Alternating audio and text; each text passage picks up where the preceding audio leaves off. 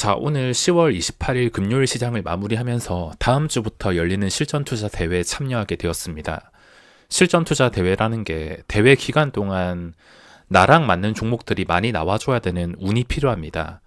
예전엔 저도 운 때문에 3위까지도 했었지만 저번 대회 말아먹고 이번에도 별 자신은 없는데 배울 게 있을 것 같아서 참가할 생각입니다. 게다가 매 대회마다 워낙 잘하는 단타분들이 많다 보니까 앞으로 10위 안에 들어서 상장 하나 받기도 어려우실 것 같습니다. 오늘 증시를 보면 하락장인데 삼성전자가 3%대, 하이닉스가 7%대 하락이 나오고 있습니다. 꽤나 큰 폭으로 하락이 나오고 있는데 영상 제목처럼 제 생각에 대해서 이야기 좀 해보겠습니다. 이번에 처음 하는 이야기가 아니라 제가 삼성전자에 대해서 가끔씩 이야기를 해드리는데 우리나라 시장에서 삼성전자가 주도하는 시장은 이제 끝났다고 보고 있습니다. 이유를 대라면 7가지 이유를 댈 수가 있는데 너무 길어지니까 생략하고 최근에 끝까지 하락했기 때문에 몇 주, 길게는 몇 달 동안 반등하는 구간이 있을진 몰라도 예전처럼 혼자서 코스피 멱살 잡고 올린다든지 코스피에서 삼성전자뿐이라는 생각이 들 만큼 끝까지 오른다든지 그런 시대는 이미 지났다고 보고 있습니다. 그렇다고 삼성전자 주가가 앞으로 망했다라는 뜻도 아닙니다.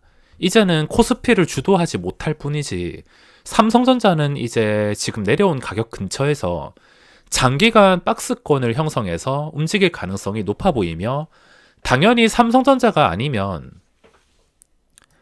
다른 종목이 코스피를 주도할 수 있을 거라는 생각에 제가 삼성바이오를 선택한 것입니다. 이 삼성바이오를 선택한 것도 우리나라 증시에 대한 희망이 그래도 있기 때문에 제가 선택을 한 것이지 우리나라 증시는 망했다, 도저히 답이 없다, 우리나라 증시를 하는 것은 미친 짓이다 이렇게 생각을 했다면 저는 삼성바이오조차 선택을 하지 않았을 것입니다. 최근에 평단이 좋지 않아서 잠깐 휴식을 취한다고 본전 줄 때 후퇴한 다음에 다시 재진입을 노리고 있지만 삼성바이오에 대한 제 장기 투자 생각은 역시 변함이 없습니다.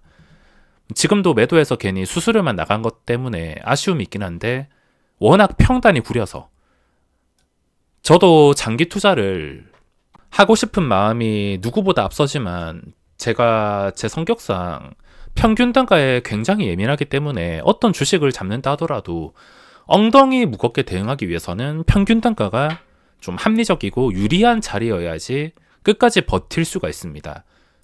최근에 벌어진 주가를 봤을 때 제가 생각하는 좀 합리적인 가격은 그래도 주가가 완전히 하락 추세가 아니고서는 위로 갔다가 아래로 갔다가 위로 갔다 아래로 갔다가 반복하기 때문에 최근에 벌어졌던 이 틈에 절반 정도, 반 정도 되는 구간이 저는 합리적인 구간이라 생각하고 여기서 잠깐 무너진다 하더라도 충분히 버틸 수 있는 자리라 생각을 하기 때문에 삼성바이오도 지금은 83만원 정도? 못해도 84? 이 정도까지는 내려와야지 다시 재정비를 하고서 선택을 할 수 있을 것 같습니다. 내려온 다음에도 주가가 어느 정도 진정이 되는지 확인을 해야겠지만 평균 단가를 괜찮게 맞추게 된다면 또 매수하자마자 주가가 좋게 움직인다면 그때부터는 저기 안 쓰는 증권사로 이동을 시켜서라도 신경을 꺼버릴 생각입니다. 아무튼 이번 영상에서 말씀드릴 것은 삼성전자가 주도하는 시장이 끝이 났으면 당연히 다음 주도주가 있어야 됩니다. 이건 좀 다르게 생각해 보자면 우리나라 시장은 외국인들이 가지고 놀고 있는데 특히 이 선물 시장 때문에 삼성전자를 쉽게 가지고 놀면서 이때까지 증시를 쉽게 올리고 쉽게 내렸습니다. 당연히 외국인들 입장에서 생각을 해보자면은 또 코스피를 쉽게 움직일 만한 종목이 필요하다는 것인데 그 쉽게 움직일 만한 종목이 딱 보더라도 그 뒤에 상위 종목들입니다.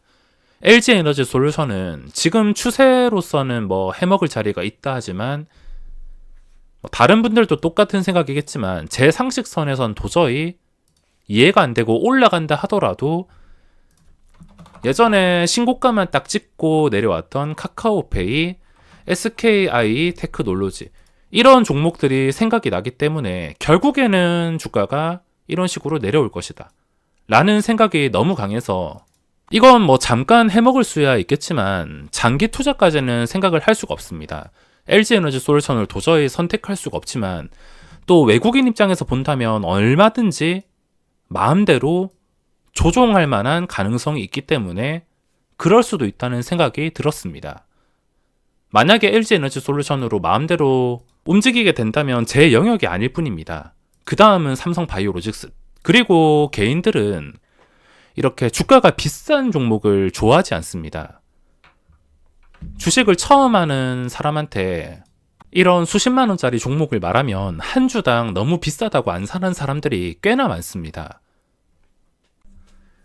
개인들이 비싸가지고 안 사는 종목이 주가 상승과 어느 정도 연관이 있다고 저는 분명히 생각을 하고 있으며, 그래서 삼성전자도 예전에 200만 원 시절에 액면 분할하기 전에 끝까지 외국인과 기관의 수급으로 올랐던 것이고, 액면 분할한 다음에 수급이 지금은 꼬일 대로 꼬였습니다. 이 기업이 뭐 나쁘다 이런 내용이 아니라 꼬일 만큼 꼬여버렸습니다. 시세는 다 나온 상태에서 이미 싼 가격에 다 꼬일 만큼 꼬여가지고 잔인하게 끝까지 하락했으니까 단기간에 오르는 게 당연하고, 올라가서 시간이 좀 지나면은 적정선에서 박스권을 형성할 가능성이 높아 보입니다. 그래서 지금 쉽게 생각해야 될 것은 삼성전자가 주도하는 시장이 끝났고 그 밑에 것들을 보면은 그 다음 답이 있는 종목이 무엇일까? LG에너지솔루션은 카카오페이랑 SK아이테크놀로지를 보니까 자신이 없어지고, 그 밑엔 삼성바이오가 있어서 제가 삼성바이오를 선택한 것이며, 뭐 외국인들은 이 기업의 가치와 상관없이 어차피 마음대로 조종할 만한 종목을 원하기 때문에 거품이다 이런 이야기는 아무 쓸모가 없습니다. 하이닉스도 지금은 추세가 끝난 상태라서 살아나기는 당장에는 어렵습니다. 뭐 나중에 1, 2년이 지나면 그때 특이점이 생긴다면 뭐 삼성전자도 다시 분석을 할 수 있겠지만, 지금 당장에는 장기간으로 많이 꼬여버렸으며, 그리고 그 밑에 보이는 게 삼성 SDI. 제가 어제 영상에서 이걸 새로 관찰한다고 말씀을 드렸습니다. 여기서 따라잡는 게 아니라 이것도 한 달 정도, 두 달 정도 지나면서 시장에서 관심이 조금 줄어들어 봐야지 알 수가 있습니다. 지금 당장에는 최근에 오름폭이 있어서 뭐 더 올라간다 하더라도 어차피 내 영역이 아니므로 따라갈 수 없으며, 진정되고 나서 그때 주가가 안 빠진다면, 생각보다 안정적이라면 그때 들어가는 방법을 선택할 것입니다.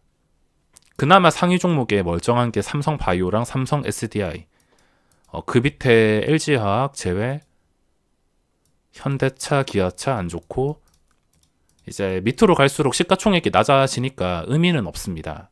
어디 가서 지금 한 이야기를 들어본 적 없으실 텐데, 그냥 시장을 오래 보면서 주도주가 바뀔 수 있다는 가능성을 보고 있는 제 생각일 뿐입니다. 물론 코스피가 망한다면은, 완전히 끝장나버린다면은 지금 제가 한 이야기는 아무 쓸모가 없습니다. 저기 뭐 1700, 1500 내려간 다음에 도저히 반등이 나오지도 않고 완전히 끝이 났다, 거래가 끊기고 도저히 답이 없는 주식시장이 되어버렸다, 그러면은 이 이야기가 아무 의미가 없을 것이며, 지금 내려간다 하더라도 장기간 최소 2000 이상은 계속 유지할 수 있는 힘이 보여야지 주도주가 바뀔 수가 있을 것입니다. 자, 오늘의 단타 관찰 포인트는 뭐 말 안 해도 아시겠지만, 거래가 가장 많이 나온 코스피에서는 금리안과 코스닥에서는 저스템이 있습니다.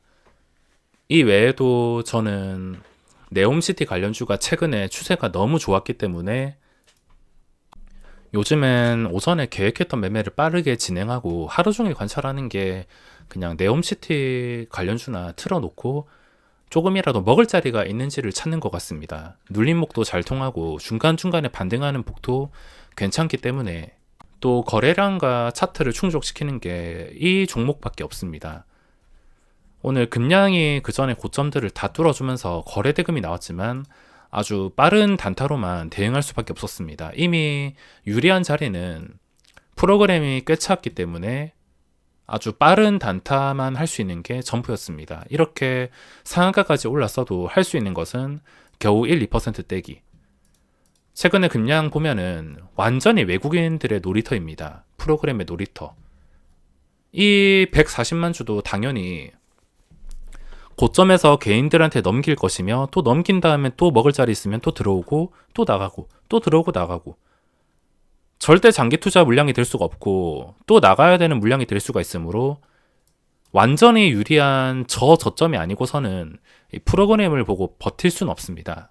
지금까지 패턴을 봤을 때 오늘 상한가 간다 하더라도 이 140만 주가 내일 초반부터 쏟아질 확률이 높으며, 원래 이런 차트에서 거래 대금까지 있으면 내일 시장은 무조건 죽도록 눌림목 매매를 해야 되는데, 이 140만 주 때문에 내일은 신경을 쓰지 못할 것 같습니다.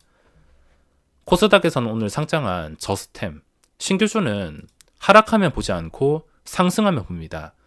어제 상장한 산돌은 하락했기 때문에 별 관심은 없었습니다. 근데 상승하게 된다면 그 뒤부터 먹을 자리가 많이 나오기 때문에 하루 종일 저스템 쪽에서 시간을 보냈으며, 계속 단조 장난을 상한가 갈 거란 희망이 있었지만 단주 장난이 중간중간에 나왔기 때문에 저는 단주 장난을 믿고 걸렀습니다. 믿고 걸은 다음에 오늘 마무리하는 거 보고 이 양봉 캔들이 어느 정도 살아있으면 다음 거래일까지도 활용이 가능해서 단주 장난이 나오면 그냥 마음 편하게 포기하는 게 정신 건강에 좋습니다.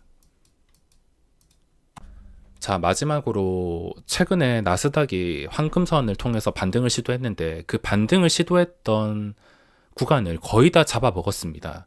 이미 황금선을 깬 상태에서 나스닥 선물까지 현재 시각으로 무너지고 있는 상태라서, 여기서 더 무너져가지고 심각한 캔들이 나온다면 지금 상승이 또 꼬여버릴 수가 있습니다. 어차피 지금 상승을 바라본 것도 나스닥의 황금선을 보고서 시작한 것이기 때문에 이 나스닥의 추세를 무시할 수 없을 것 같습니다. 조금 더 지켜봐야 알겠지만 오늘 하루 정도야 신경 쓰진 않아도 되겠지만, 계속해서 즉시 반등이 나오지 않고 나스닥도 다시 한 이 구간까지 11,000 구간까지 살아나는 그림이 보이지 않는다면 경계를 해야 될 것 같습니다. 자, 그럼 오늘 영상은 여기서 마무리하겠습니다.